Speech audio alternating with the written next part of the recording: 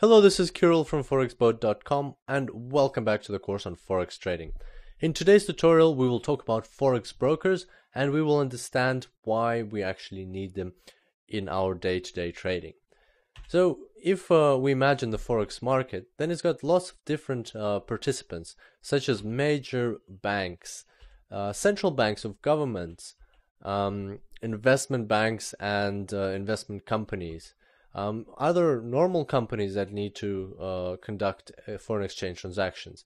And these are all the major players of the foreign exchange market, and they constantly transact with each other. And they always transact in very, very large amounts of money. We're talking billions of dollars here.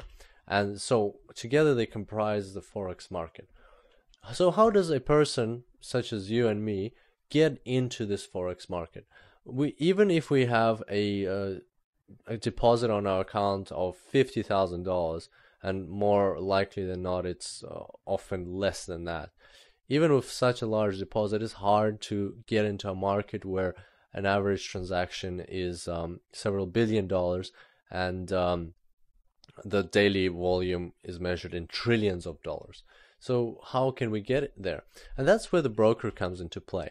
A person such as you and me will go to a broker, and the broker will also work with a lot of other people, individual traders who will also go to this broker. And the broker will then aggregate all these transactions and send them to a bank. So a broker has an established relationship with a bank, and because it can scale up all of these little transactions that all the clients of the broker conduct, then the bank is more willing now to work with the broker. There are many different types of brokers and different types of relationships between the broker and the bank, and they include market maker brokers, STP brokers, ECN brokers, and so on. However, at the end of the day, the concept remains the same. A single individual person cannot gain access to the Forex market and has nobody to transact with. But a broker can facilitate access to the foreign exchange market to each one of us by scaling up our transactions. Over the past decade, brokerage services have become very competitive, and there are lots and lots of brokers out there. And this makes it very important to select the right broker for your trading. And if you're new to the foreign exchange market, I recommend checking out my review, which I did a couple of weeks ago on my website.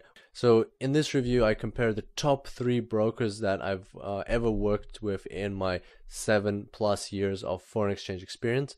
You can see here that it says best Forex brokers for algo trading, and that's because my trading is predominantly comprised of algorithmic trading systems and Forex robots.